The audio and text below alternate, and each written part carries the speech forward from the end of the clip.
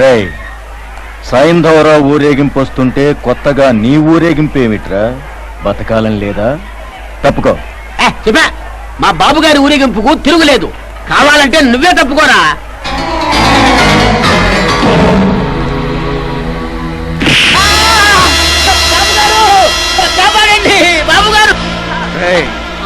ఈ ఊళ్ళో నా చెదురు నిలిచే మొరతోడ గట్టిన మగాడున్నాడా?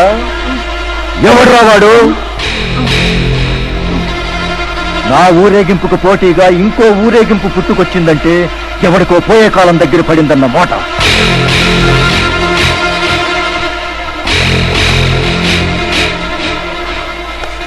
ఎవడ్రా వాడు? నన్నే ఛాలెంజ్ చేసి సావుతో చెలగాటమాడే కొమ్ములు తిరిగిన మొనగాన్ని నీ పాలిట యమునిరా సైంధవరా.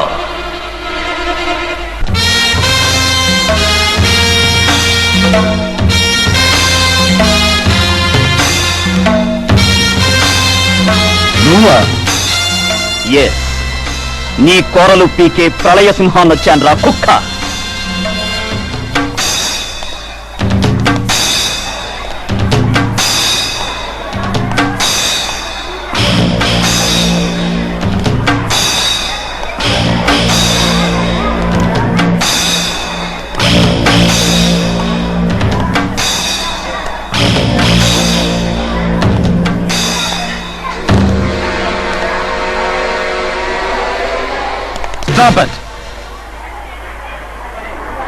టౌన్ లో పోలీసులు లా అండ్ ఆర్డర్ ఉందని మర్చిపోయారా?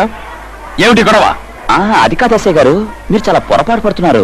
మీ ఇద్దరం కొట్టుకోవడం లేదు. ఇదంతా ఒత్తునే నాటకం. ఊరేగింపులో కర్రసాము కత్తిసాము మామూలే కదా అని మీ ఇద్దరం ఫ్రెండ్లీగా ఫైటింగ్ చేస్తున్నాం. ముష్టి యుద్ధం, అదే బాక్సింగ్ లేదు. బాక్సింగ్ అండ్ రెజ్లింగ్ చేస్తున్నాం కదూ? అవును అవునవును, ఇదంతా డ్రామా. ఓహో, కావాలంటే మీరు ఇక్కడే ఉండి చూడండి, చాలా సరదాగా ఉంటుంది. నిజంగా ఇది మీరిద్దరూ సరదాగా చేసేదేనా? అరే నిజం, మీ మీదొట్టు. మీరే మాకు రెఫరీగా ఉండి ఎవరు గెలిచారో చెప్పండి. రండి ఇక్కడ నిల్చోండి. ఇక్కడ అలాగే.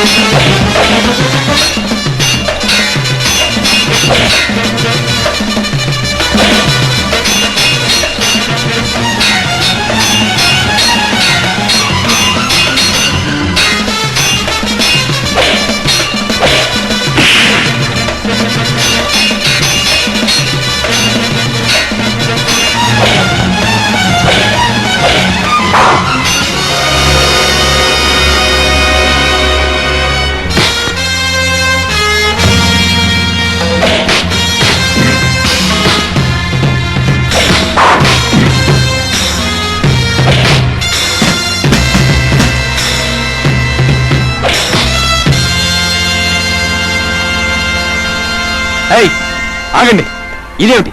సరదాగని చెప్పి రక్తం కరెక్ట్ కొట్టుకుంటున్నారు. అరే నిజమే, ఇదేంటి గురు, దెబ్బ గట్టిగా తగిలిందా? భలే వాడివే, ఎస్ఐ గారు రాకపోతే అన్యాయంగా చచ్చేవాడివి. అయ్యయ్యో, ఫోన్లే, ఈసారి పోలీసుల పుణ్యమానికి బతికిపోయా. ఎస్ఐ గారు, ఇతన్ని హాస్పిటల్కి తీసుకెళ్ళడానికి మా బళ్ళు పనిచేయవు, కానీ మీ జీప్లో తీసుకెళ్ళండి ప్లీజ్.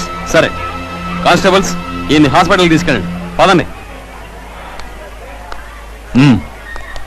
ఎస్ఐ గారు చూడండి, నేను ఇదివరకటి ఇంజనీర్ రుద్రమనాయుణ్ణి కాను. పోలీసులు, కోర్టులు, చట్టాన్ని, న్యాయాన్ని నమ్ముకుని మోసపోయి జైలుకెళ్ళటాను.